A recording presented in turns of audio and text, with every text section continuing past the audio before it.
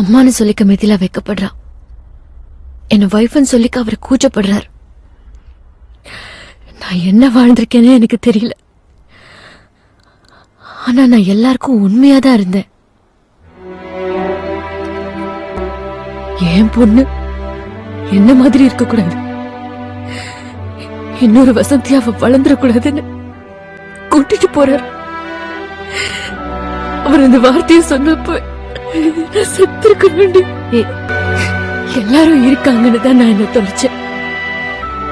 இப்ப யாரும் இல்ல. என்ன நான் தேடிக்கணும். எல்லாரும் சொல்றாங்க, மித்திலா கூட சொன்னா Facebook பாருன்னு.